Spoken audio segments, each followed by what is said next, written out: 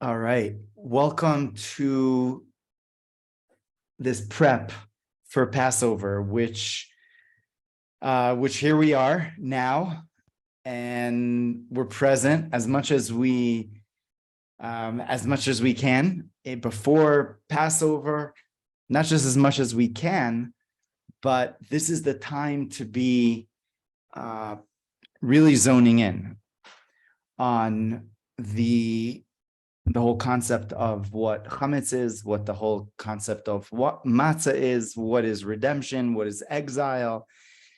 And God willing, in our discussion today, we're going to talk about who are the four children at the Passover Seder. So, to tell you the truth, I have always been fascinated by the four children.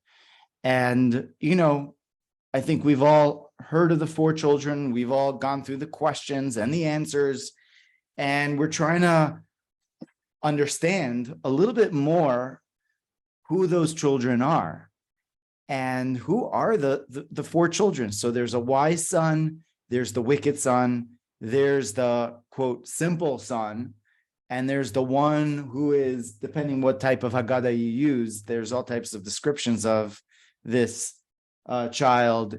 It's the one that doesn't know how to ask, or the clueless one, which I thought was a little bit embarrassing, the clueless one. But the truth is that all four of these children are children which arrive at the Passover Seder that have a lot of important insights to share. And they want to hear the insights, or the communication rather, of the Passover Seder understood to them or for them, and for them to be able to tap into who they are.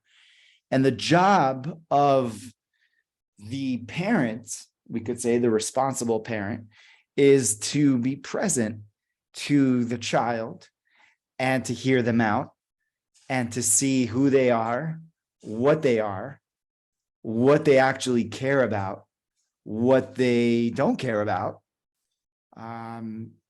what are they asking, and what are they saying. So I hope that you guys are, excited or fascinated by the four children as much as I do. And if you're here after these little goof ups on the timing, so I guess that you are, so welcome, because you are one of those children, and all of us are one of those children. And the truth is, I hope to, as we go through the class, we'll realize that we're really all four of these children. We're all four of these children at the same time. So who are these children? So let's have a look, a dive. So I'm holding up one of my many Haggadas. By the way, the Haggadas, there are so many commentaries on the Haggadas, more than any other book, perhaps.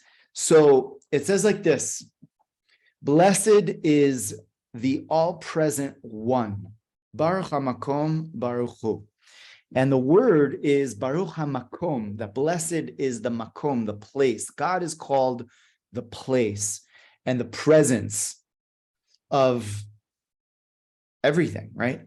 Blessed is he, blessed is the one who gave us the Torah to his people, Israel, blessed is he. The Torah speaks of four sons, one wise, one wicked, one simple, and one, in my Haggadah, says clueless. Okay. So we start off with the questions. Chacham mahu omer, the wise son, what does he say?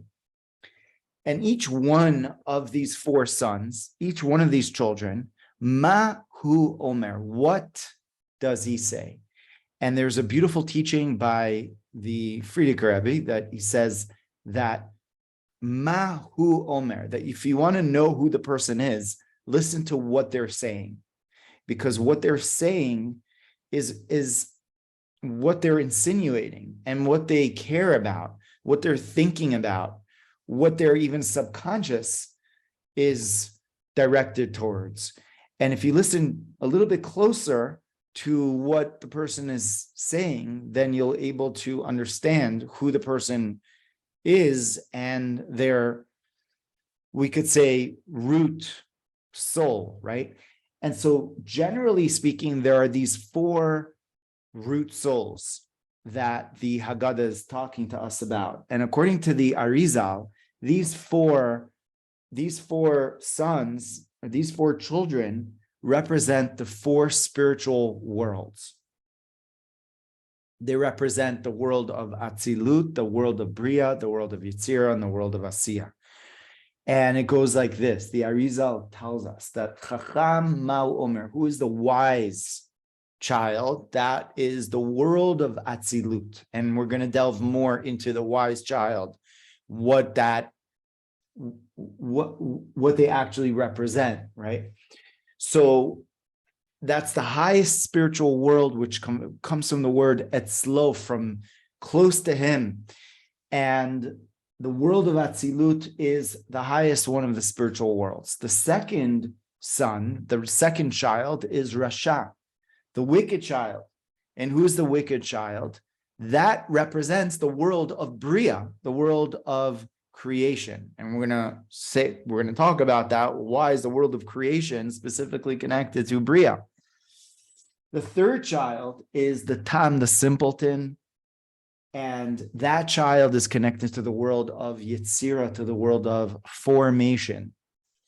And the fourth son, She'eino Yodeh Lishol, the one that doesn't know how to ask, is connected to the fourth and our, we could say, the lowest one of the spiritual worlds, the world of Asiya, which is our spiritual world, right?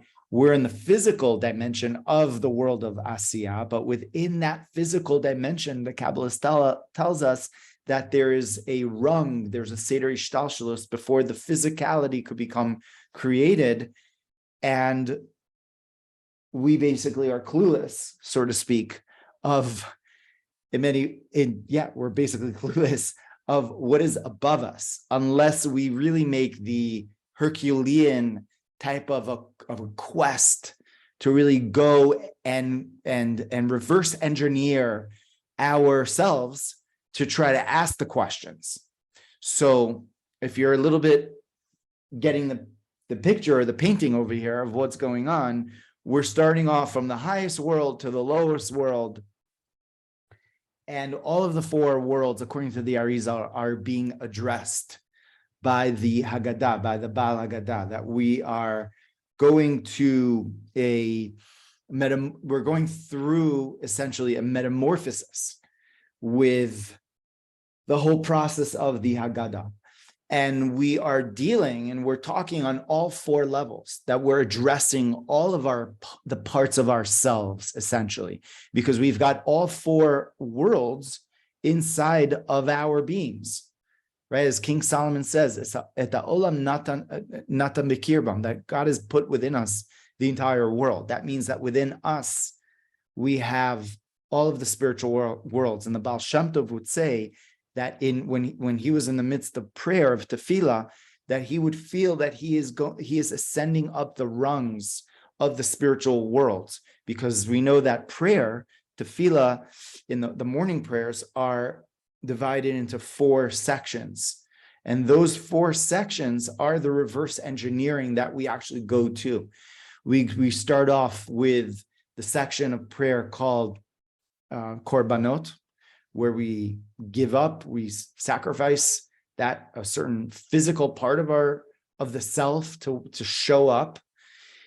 And then we go through the emotional experience of what is called Psuke de Zimra in prayer, where we actually talk about the greatness of the creation of the world and how, the awesomeness that is there within creation.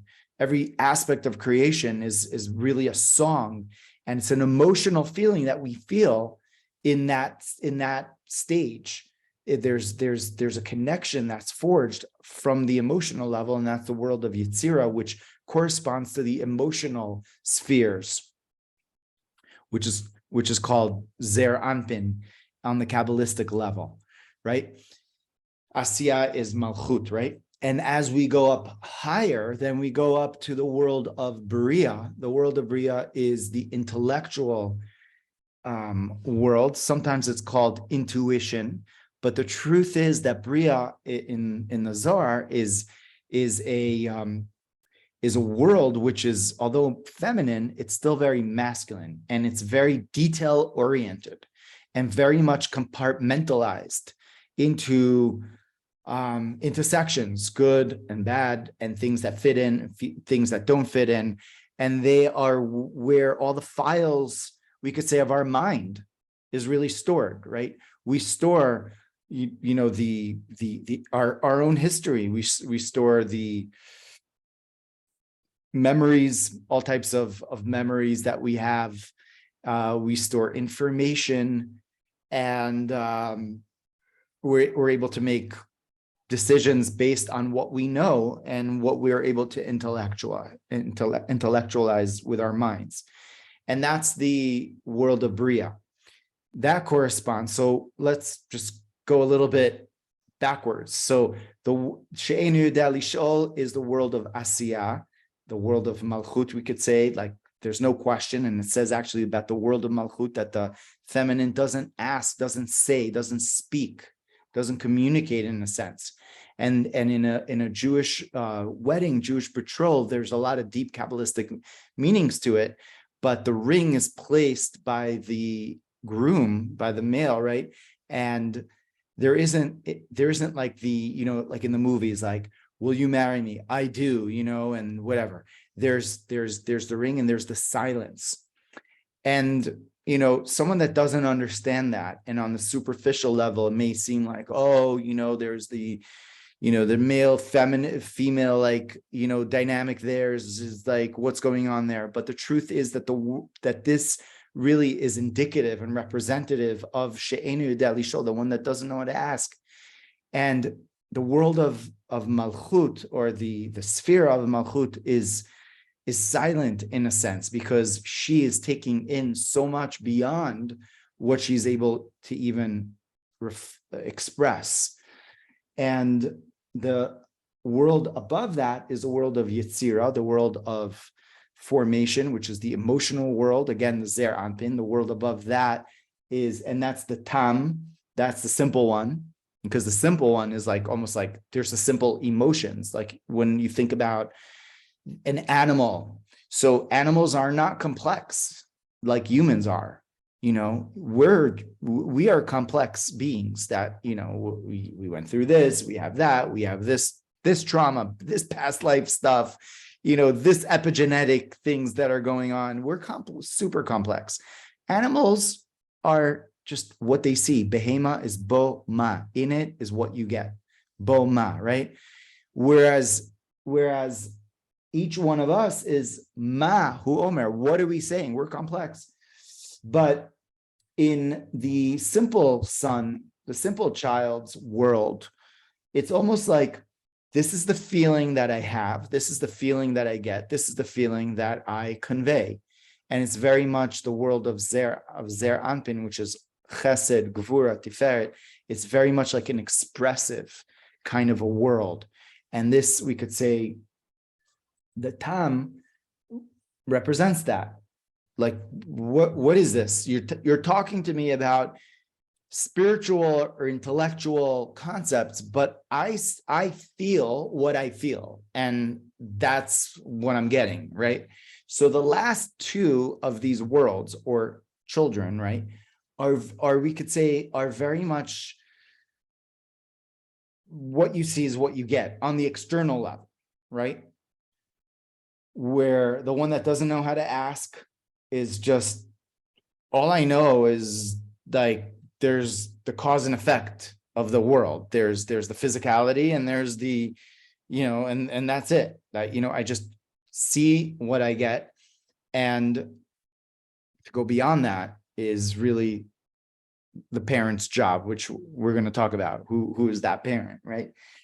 And above that child, above that world or child, we've got the Tam, the simple child, that they are just this emotional feeling individual, that when there's this emotion that's portrayed, they feel that emotion. When there's that emotion, there's that emotion. They're very emotionally based, not necessarily rational, and they're very much emotionally based.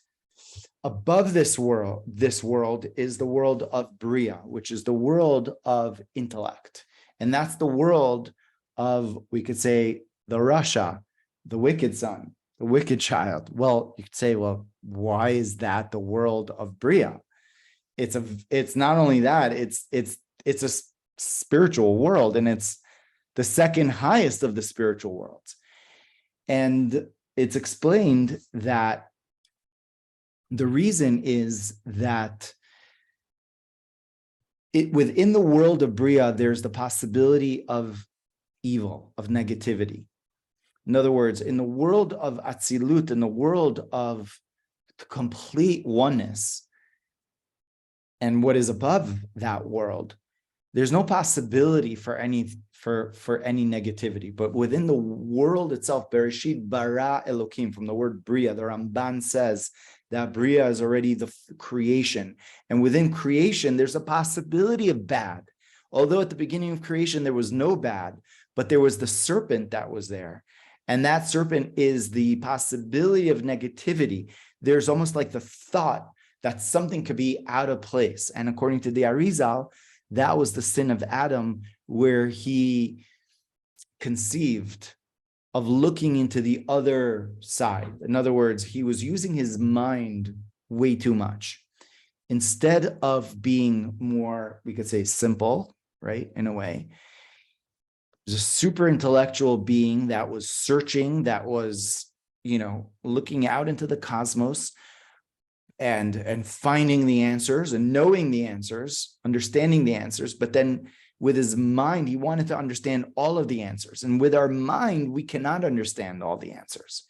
And that was the problem of Adam. And that was the fall, we could say, the descent of man, and which is what we're rectifying essentially within, this world, right? These, in all of our lifetimes, we're rectifying this identification of the intellectual and what is outside, and being associated with what is outside as opposed to what is inside of oneself. And that takes us to the fourth world, which is the world of Atzilut, and that's the wise child. And that world, according to the Arizal, is the world of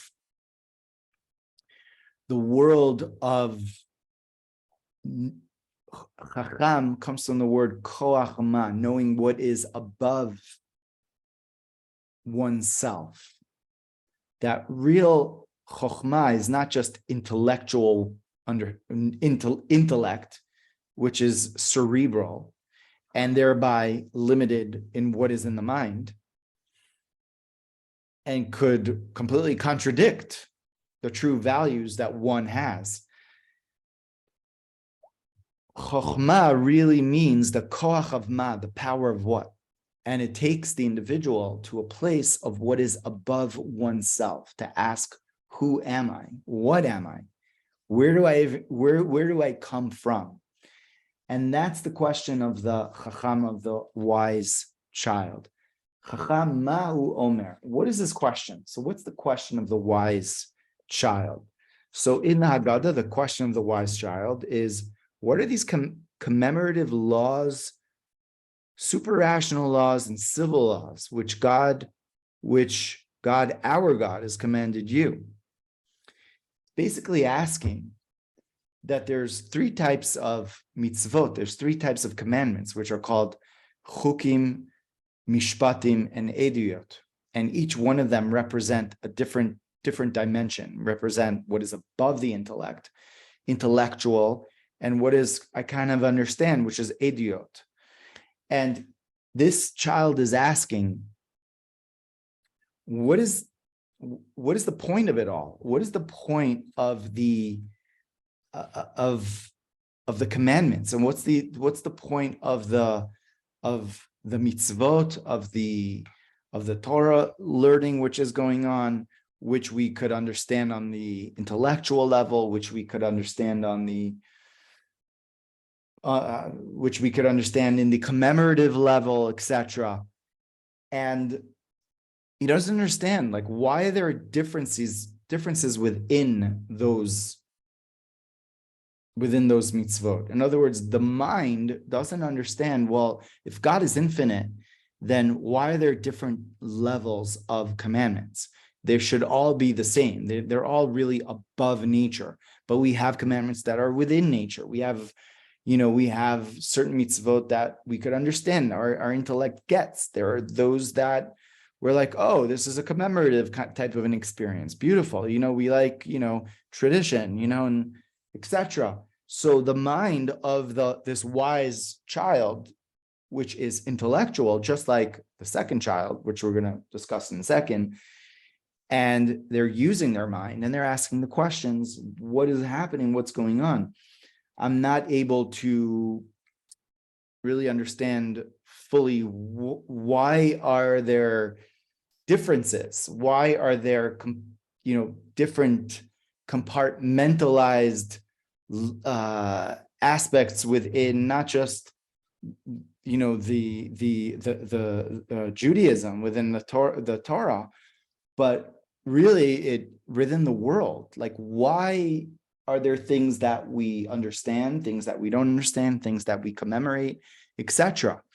And what's the answer that we say to this child? We should instruct him in the laws of the Paschal Lamb. We do not serve any dessert after the Paschal Lamb. The idea of the Paschal Lamb is the idea of what is above our intellect. Because if we are just going to base our life on what we could understand with our minds, then we're pretty much doomed to failure, to sadness, to beyond that, right? Because we just don't understand with our minds the majority of what's going on. And according to the writings of the Kabbalists, like, we basically understand like the 1%, not even the 1%, but there's the 99, which is beyond our mind. And if we try to understand everything and make everything good because we understand it, then we're doomed for sadness and for failure, etc. And the answer to the wise son is, look at the Paschal Lamb. What is above the intellect? And this child is this child that has the ability to tune in to what is above themselves. And I just want to share with you, before we go a little bit further, so I don't know how many of you heard of the 4 personalities. It's very interesting, of Carl Jung. And the reason why I bring this up is because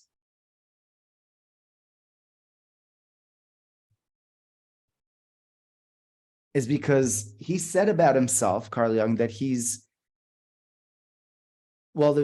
there are questions, was he mystical? And he did study Kabbalistic texts, and there's a lot that he actually did say about Kabbalah, and it was a major influence on his writings, and has affected psychology essentially. But he writes about himself that he's that he likes empirical evidence, and he has seen the empirical evidence of 4 personalities, and there's different ways that they're explained and taught, etc. But the 4 personalities are basically, they say, the introvert, the extrovert, the feeling, and the very much the sensing person. Or in another way that it's taught is that there's the intuitive, and then there is the thinking one, there's the feeling, and then there is the very concrete or action-oriented type of an individual. And in a sense, this is what we're seeing over here with the four sons. We're seeing over here these four personalities. We're seeing the personality of the intuitive son, the intuitive child, which is this child that is going beyond oneself and tuning into what is above the mind. The second child, the Rasha, is saying, he's asking the question, and he's asking, very interestingly, this pretty similar question as the wise child. Basically, what's going on with all of these laws and these compartmentalized, ideas? And the difference is that he says to you, but he doesn't say what is it to himself. Whereas the wise child was saying, what does it mean for me? Again, the intuitive one, the one that's more introverted, the one that's able to find the truth from within. The wicked one is saying, what does that mean to you? Because I'm basing myself on what I could understand and what makes sense to me, right? And again, basing oneself on the intellectual. And that intellectual is what governs the wicked son in their view of life, in everything that they believe in, and everything that they are. It's what they could understand. And a lot of it is me or us versus you, me versus you. And this separation kind of, consciousness really starts within the world of Bria. Within the world of Atzilut, it's all one. It's slow. It's all one. But the separateness, the separation consciousness starts within the world of Bria. And that's why he's called the wicked son. And you know what's so interesting? We say the entire Passover Haggada, where we recount the story to our children, to ourselves, really, over which cup of wine. And by the way, there are 4 cups of wine, and the 4 cups of wine represent these 4 children, right? And we say it over the second cup of wine, which represents the wicked child, where we say the whole story, we recount the whole story, because we are essentially trying to regain that oneness consciousness, coming out of the fragmented consciousness which the wicked child is involved with. It's us, it's me versus you. I understand it this way. This is my political view. It's not necessarily that they're wicked per se, right? That's the word for it. And according to the Belzer Rebbe, Haket Shinav, that when you actually knock out his teeth, it doesn't mean knocking out his teeth, but it means knock out his shin. Shin is the letter shin, which is the letters of Avram, Yitzchak, and Yaakov. Those are the forefathers. Find within that person, that individual, their deeply ingrained connection to where they come from and who they really are.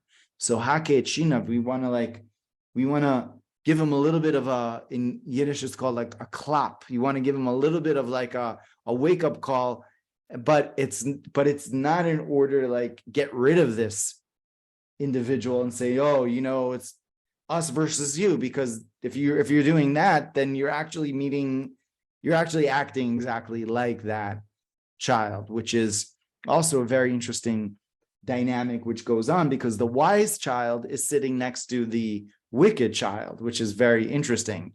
They're sitting one next to the other, and there's a hair's breadth between one and the other, because both the wise child and the wicked child are very similar.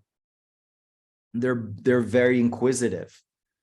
one of them is maybe saying you because of what? Because they've gone through whatever it is that they've gone through. And therefore they are divisive and place that division on others because of, they're going through whatever it is that they're going through with internally, right? So externally, that's the case. And really it's the job of the wise child to sit with the wicked child, son, right? And to hear out the questions, and not necessarily to cast this child away, God forbid, but to hear the child.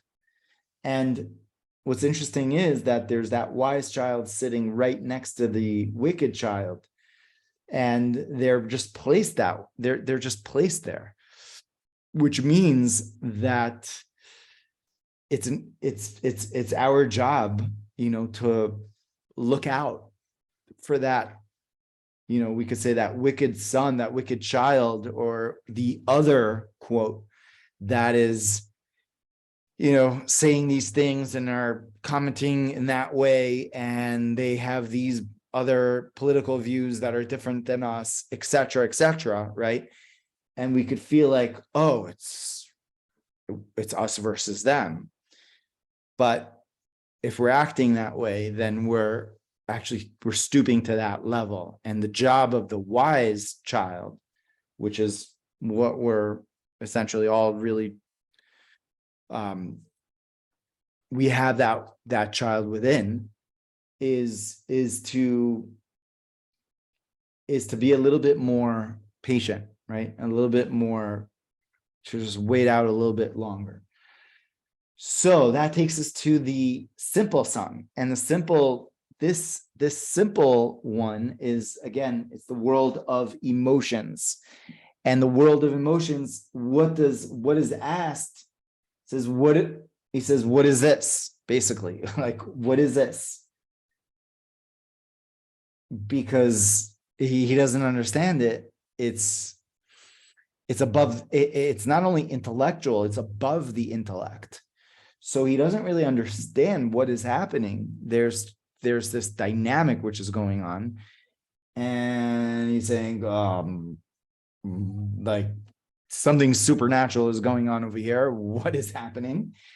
And what do you say back to him? With a strong hand, Hashem has taken us out of Egypt, from the house of slavery.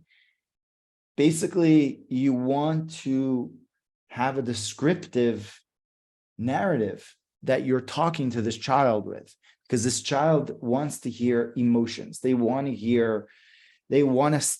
see the TikTok, right? They want to see the short 1 minute clip, which is going to it's emotional, and it's capturing, and do it all within 22 seconds, whatever. I'm just saying, but that's sort of what the simple son is saying. And I think this, a lot of the TikTok generation, that whether you know it, what it is, or whether, this is pretty much the simple child is saying, what is going on? I'm kind of interested, hopefully, right? We'll get to the clueless son in a second, but if you're going to tell it to me, it's got to be, I got to feel it. It's got to be perceived. I've got to have this emotional connection to the story. So you could say the story and you almost act it, and there's music and there's fanfare and there's wording that's coming out of every place on the screen, and whatever it is to allure and to capture the heart of this simple son. That's what's needed. And that's the world of Yetzirah. That's the world of formation, where it says about that world that's the world of the angels, and that's the world where the angels are basically called animals, Chayot HaKodesh. They have, just like an animal has natural instincts and emotional, preferences and predominations, etc. Like Michael is from the world of Chesed, and that's the world of Chesed. Gabriel is from the world of Gevura. And so you have animals that are from the side of Chesed, and you have animals that are from the side of Gevura, etc. So too the spiritual animals, which are called the angels, the angelic beings, really are just completely enraptured in the love or the awe or the harmony, right? All the sefirot they are emotionally connected on that level. The fourth child is, quote, the clueless child, the one that doesn't know how to ask.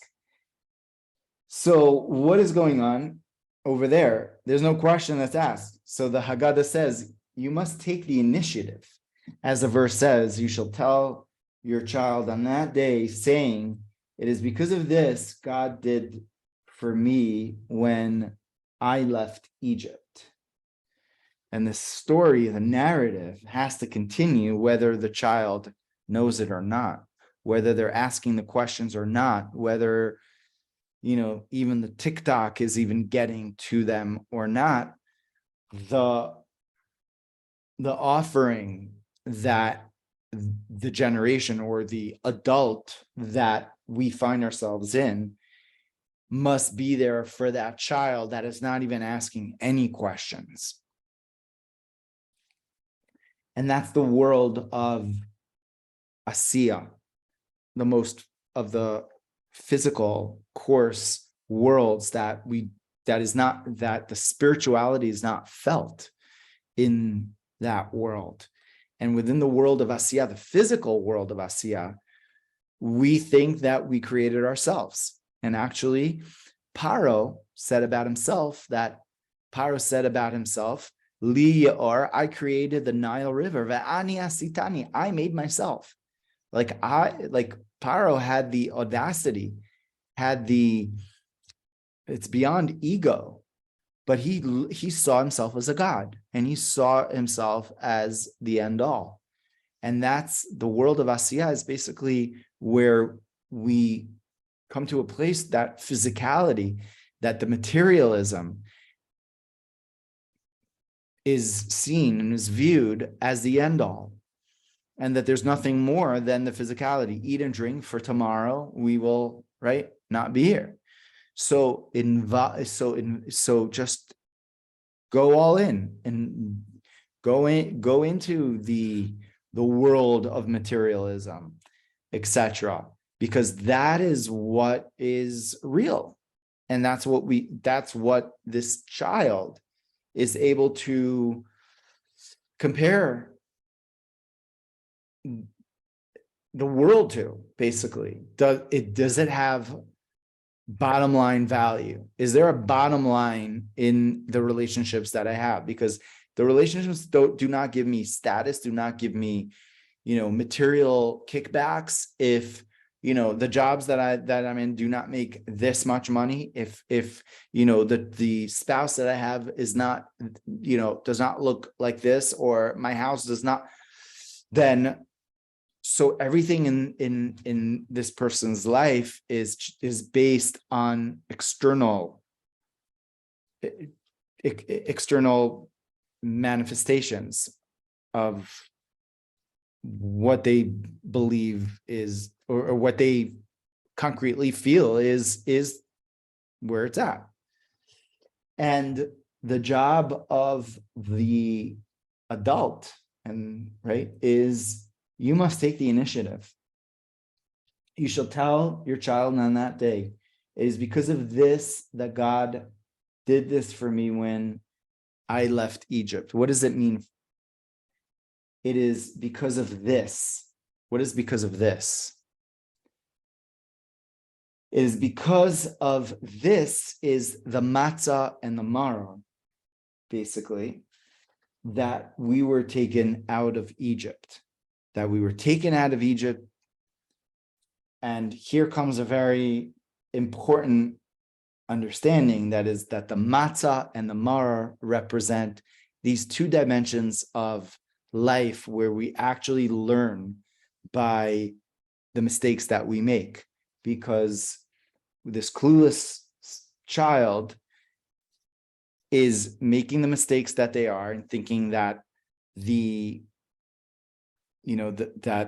type of a partner that I have and the type of a job that I need to have, and then they find themselves not happy. They find themselves in a state which they never imagined that they find themselves in. And they start to ask the questions. Why? Because they thought that they were getting all of the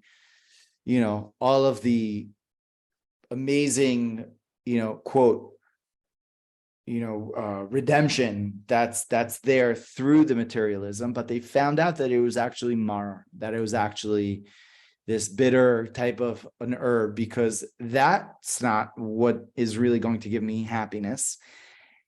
And they're not even aware of that, because there's the Matza and the Marror. Because if you want to come to a place of inner redemption, you have to become humble. You have to realize that in order to come out of the place that you're in, you cannot treat people the way that you are used to treating people and talking to people in the way of that, or thinking that people are worth, as much based on how much they earn, right? And stereotyping individuals, because that comes from the ego, that comes from the external self, right? The manifestation that is not the truth of who people are and what creation is really all about. And the matzah is this humbling food, this humbling place that one needs to go to. And with the world of Malchut, it actually has the ability to go into that place. She'eino yodea lishol. One does not know how to ask, but once going through the difficulty, the Marror, then the questions are elicited. Then one asks, whoa, what have I done? Where did life go? And where am I actually going, right? And there's the initiation. Again, you must take the initiative. It says about this child, this fourth child, that as adults or as parents, we take the initiative to say to ourselves, or say to this child, what have you learned? And how could you rise up from where you're actually at? So here we have the four children, and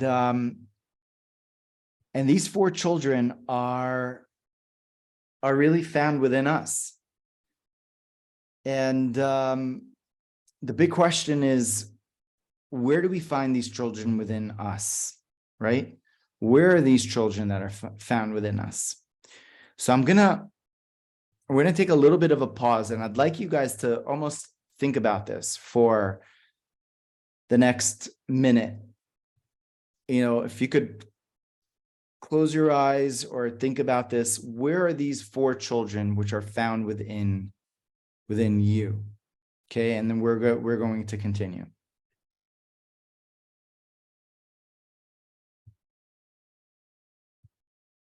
So I hope you had a couple of insightful moments,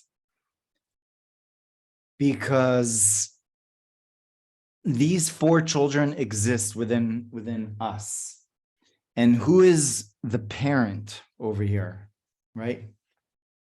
The parent is also us, right?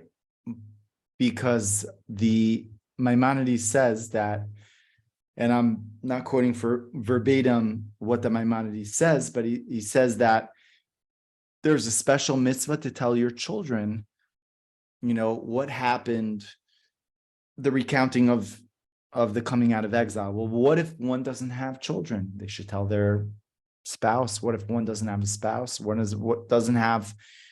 They should tell themselves.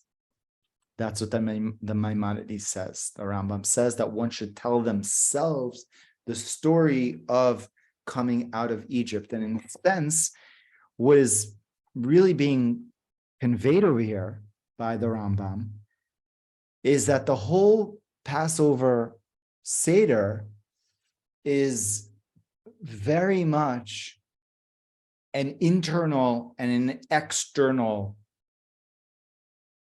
exploration.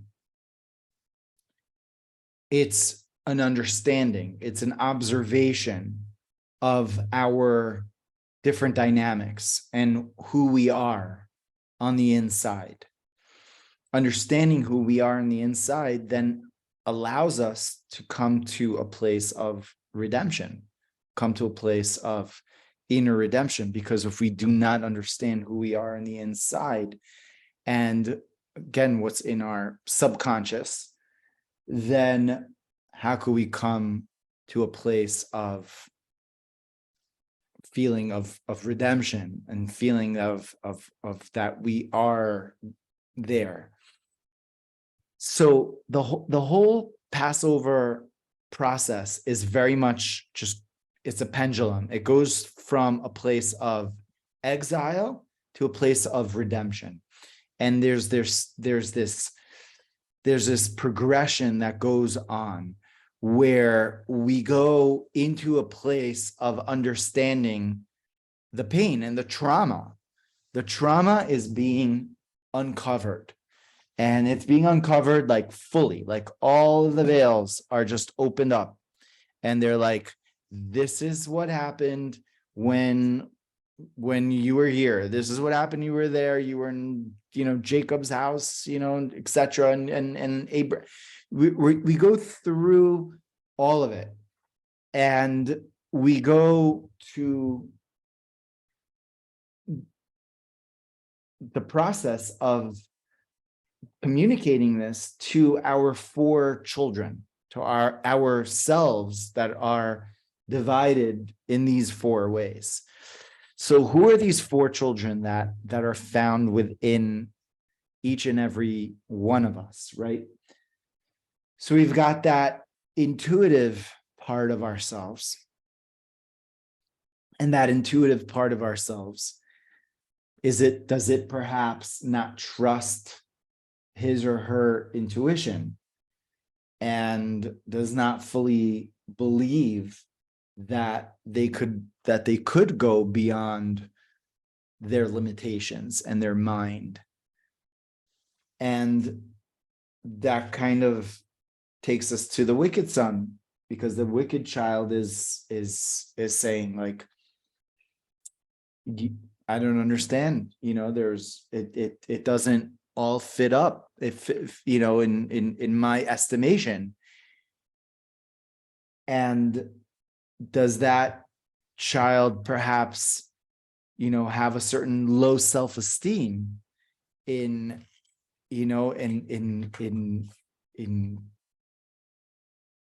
trying to understand and to fit everything in a category that intellectually just makes sense? And a lot of that really comes from a deeply traumatic place within. But that doesn't mean that intellect is wrong.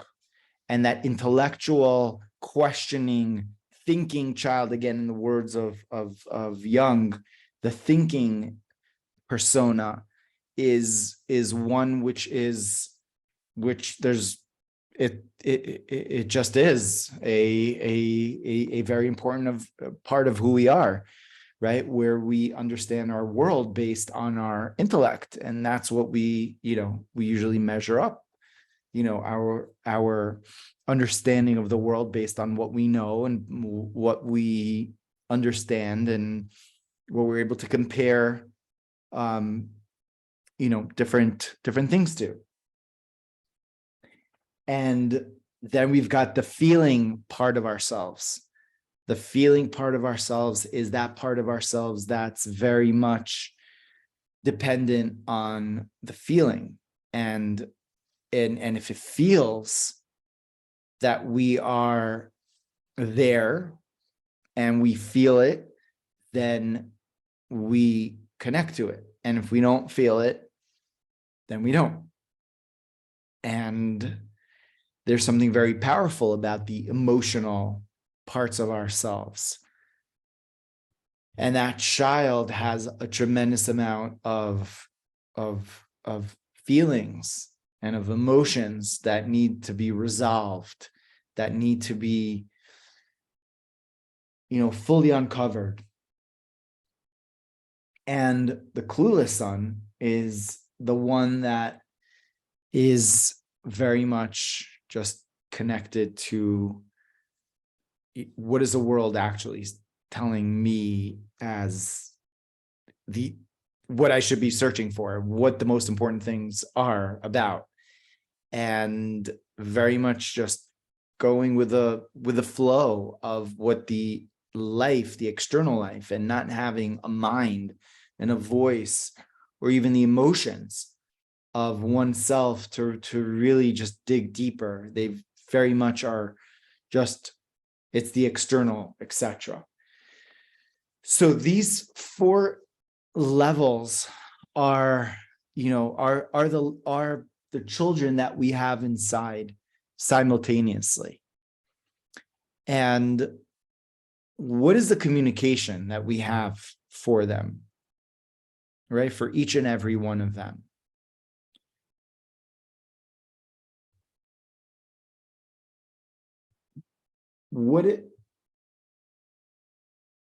What does the wise son's communication mean versus the wicked son, versus the simple son, versus the clueless son? The communication is all different. And what I'd like to perhaps point out is that within our own selves, right, we have this, what we call inner child. And this inner child is not just one child. In fact, it's a child that is grown up, and there's many different ages to this child, right? But there is a basic persona of the child. And there is a certain persona that we follow, that we're more connected to than other personas. But the truth is that we have all 4 of these children within ourselves. And whatever it is that we went through in our life, we had all of these 4 children inside of our being when we went through them. It's not like that there's a wise child and that's it. And this went on to the wise child. This child is also a child that is questioning, that is emotional, that doesn't even want to ask any questions anymore. That is just like, let me just follow the mold of everything that's going on. And this child is our subconscious. It's like, it's this, he or she is found within us, like now, like all 4 of them are really there, and they have a tremendous amount of stored information about the way that we've been bringing them up,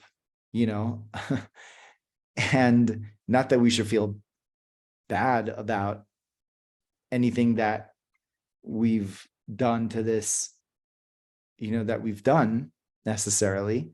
But now the question is, what is the communication. Because for redemption to happen, there must be communication with the child. There is the communication with the entire Passover Haggada is all about telling the child, right? And so what is very interesting is that there's a fifth cup of wine, and there is the fifth question, which is asked by the Manishtana in the times of the temple, and the Lubavitcher Rebbe says that there's the fifth child, and that's the child doesn't even show up to the Passover Seder. But in a sense, the fifth child is this child that is able to incorporate all of the four parts of oneself and to come to a place of inner redemption by going to the number 5. Because when we are stuck with the 4 levels, we're compartmentalized by the wise child, the wicked, etc. And we've got these 4 dimensions within us. But the truth is that we've got a level which is above all of those 4 dimensions. And that's the dimension of the number 5. That's this child that is all of them together, not one of them, or the other, or the other, or the other. It's one of them, and he or she is perfectly comfortable in being imperfect, in being not knowing how to ask, having an emotional tendencies, being very curious and questioning and intellectualizing and being intuitive, and having all of those dimensions could seem like a crazy, a concoction of some sorts. That how is it possible to put all of these different personalities within one dimension, within oneself? But the truth is that that's what we are. That we may be one more than the other. We may be more intellectual, we may be more emotional, we may be more, well, if we're on this call, we're probably not necessarily a clueless, someone that's is like, this is a waste of time because I should be, doing this or the other. But I'm saying, like, yet we have that part of ourselves as well. We have the she'enu yodeh lishol. We've got all of those 4 parts within us. And it's not that one is right over the other. All of the 4 worlds are exactly perfect, and they're exactly the way God, right? Hashem created the world. He created the physical world, which is technically the number 5.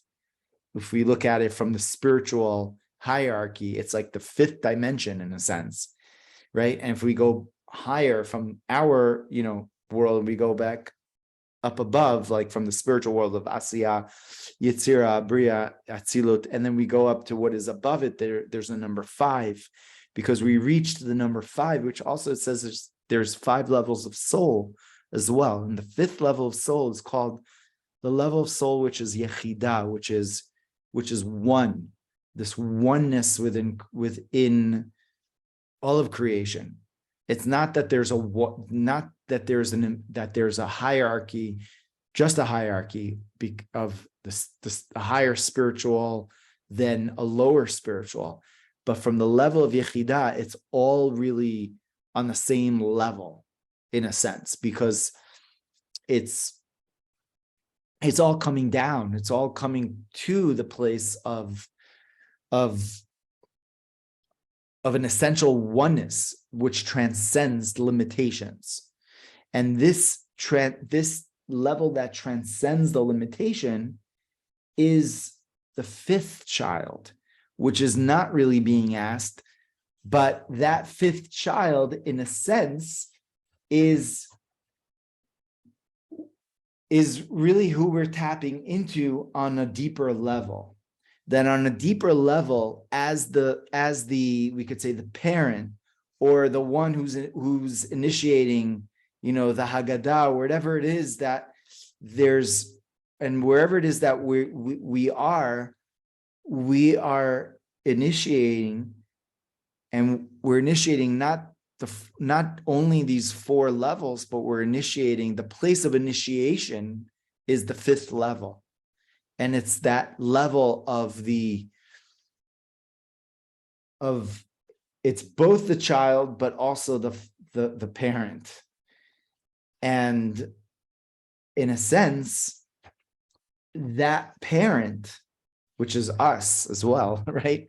That parent gains his or her true strength from where? From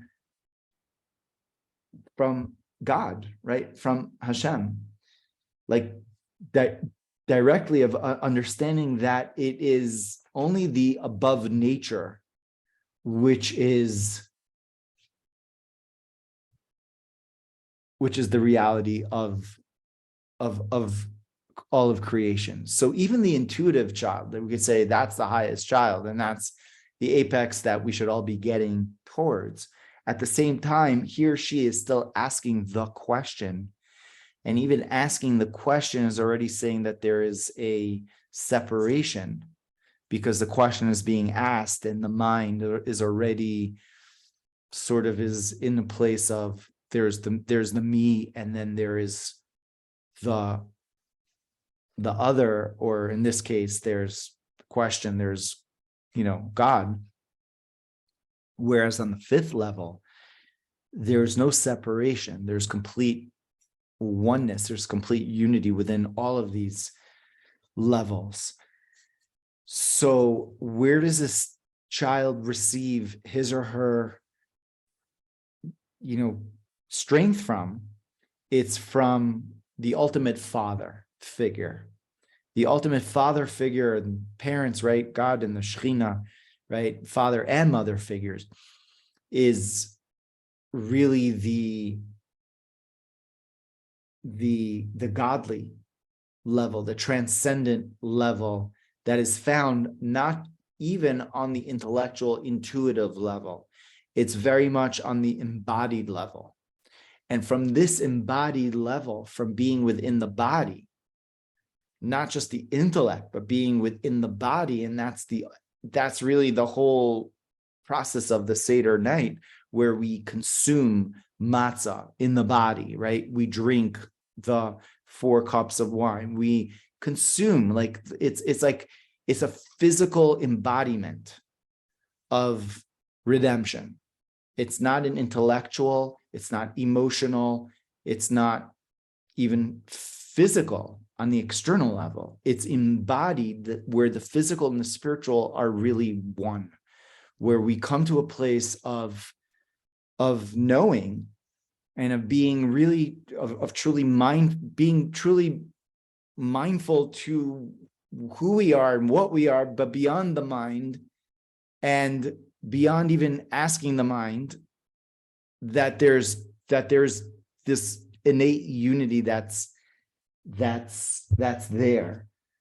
And that's the 5th child. And that's why we say, Baruch HaMakom Baruch Hu. What is Makom? We start off this process. Keneged Arba Banim. Why does it say Baruch HaMakom? What's the Makom? God is called Makom, which means place. But what does that mean?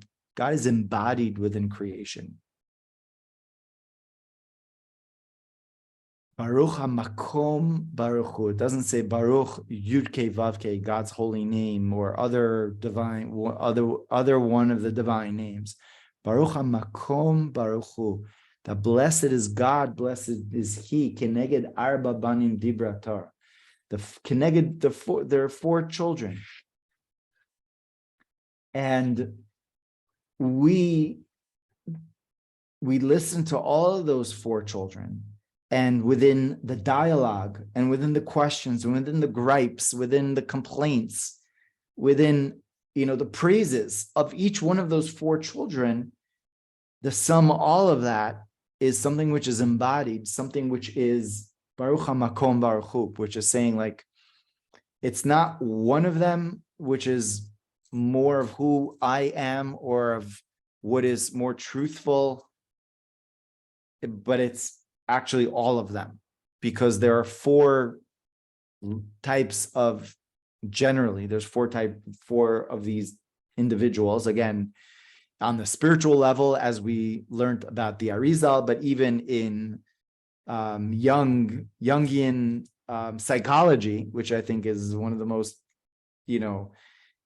prevalent and interesting, forms of psychology, says that there are four personas. And again, these four personas are the personas that are generally found within the world, but there is a place which is above those four personas, or one that rather incorporates all of these four personas. And that's the part of ourself that is really, we could say that fifth child is the child. Baruch HaMakom, that is the child that is able to say, like, I'm able to incorporate all of the parts of myself, the parts of myself which are intuitive, intellectual, emotional, and very tactile, very, very physical. They're all me. It's not one over the other. And that process is the process of telling the child, right? Telling this child, going through this process of communicating, of listening, of initiating, and being this adult. So finally, where the adult could now listen to this child, and the adult and the child really merge as one, right? That the adult could hold this child and feel for all of his or her parts. And they're all valid, right? And, as many of you know, like, having children, there are many types, there are different children. There are, there's a Moroccan saying, just like you have five, a hand of five fingers, if you have five children, they're each different. You don't have a finger that's the same finger. So, and that's the truth. We have, our children are just completely different. They're completely different than us very often. And so what do we do in that situation? How do we tell them? How do we listen to them? How do we communicate to them? And the deeper answer is that we're able to communicate with them truly when we're able to communicate with ourselves. When we're able to communicate with that fifth child, then that parent or caregiver or teacher or whatever is able to then be more out of their own limitations and listen into that particular need of that child, which is outside of them, because that child inside of them has been tended to. So to be we could say a parent that is really attuned does not mean that I am I'm emotionally invested in everything that my child is going through, or I'm, judgmental in how they're doing things, or I'm just like intuitively like thinking, oh man, what's going to happen in a couple of years, or they're not doing this right. The physical, you didn't set up the table because you put the fork, on the right side, and you didn't, but whatever. We're able to go beyond that. And this is where the biggest redemption really happens, that when we're able to go beyond our limitations, our tendencies, then we're able to listen into what our children really need and to be attentive to them.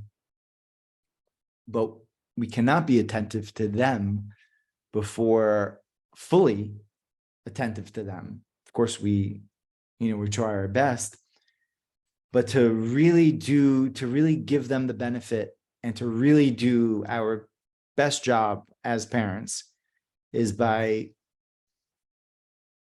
being attentive to ourselves, being attentive to those different dynamics which are going on inside. And this is why, I call this the Passover preparation, because it's a preparation, because once you get to the Seder, once you get there, you're like, you're pretty much like going on what happened last year and the year before, etc. But taking the time to think about, and as we prepare for Passover, if it's cleaning or whatever, cooking, or it's all part of it, and it's all super important. But as important as the cooking and the cleaning is the reflection that we have, the deeper reflection of what we have, of what is this communication and what is this notion of redemption, what is the notion of exile.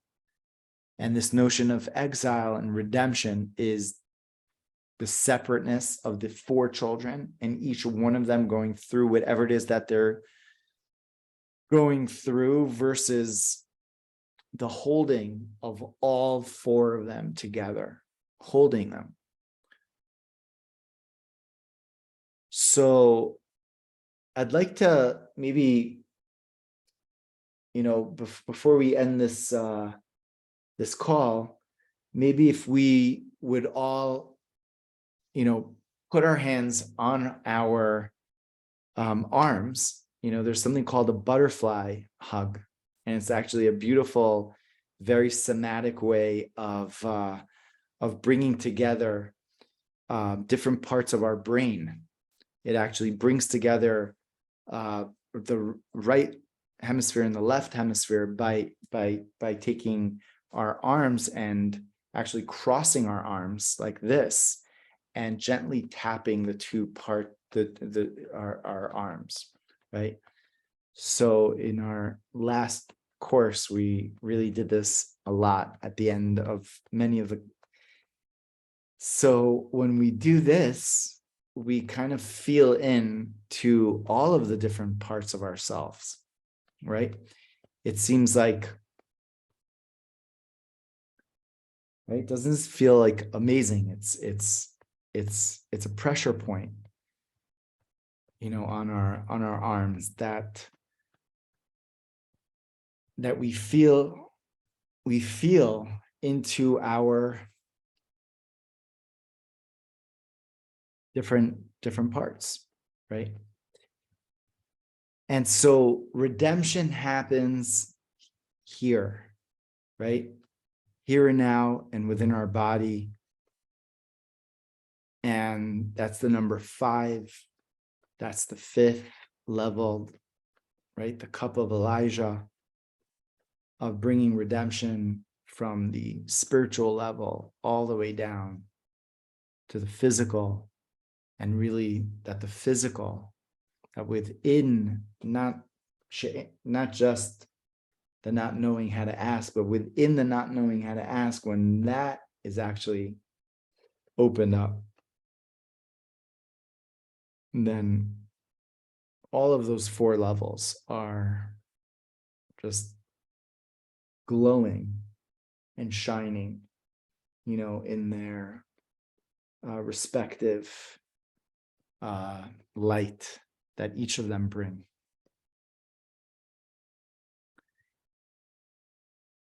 So may we bring in this 5th child to our Seder nights, and be able to really incorporate this fifth child, not just on the Seder night, but throughout the entire year, by eating the matzah and gaining a higher level of consciousness, which is what the matzah teaches us, but not just intellectual, not just emotional, not just physical, but one that is really embodied in who we are and what we are, because that's the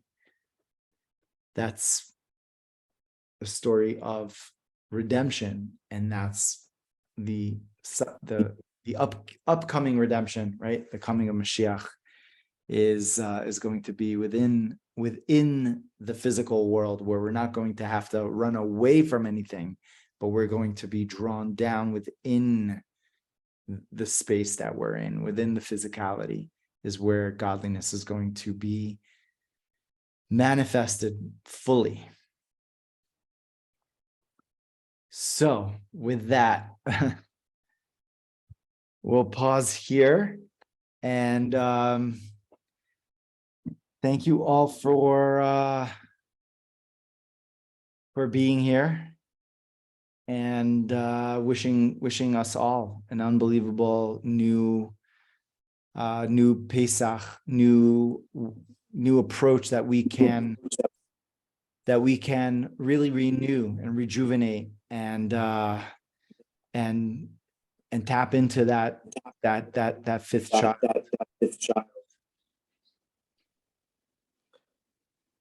Thank you, Sally. I'm going to be sharing that.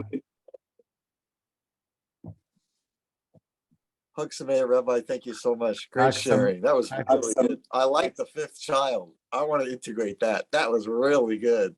You're the fifth child. You're the fifth child. Yeah, we all are. Really good. I like that. That was a really good, deep. Chag Sameach, everyone. Blessings. Chag Sameach. Chag Sameach. Blessings.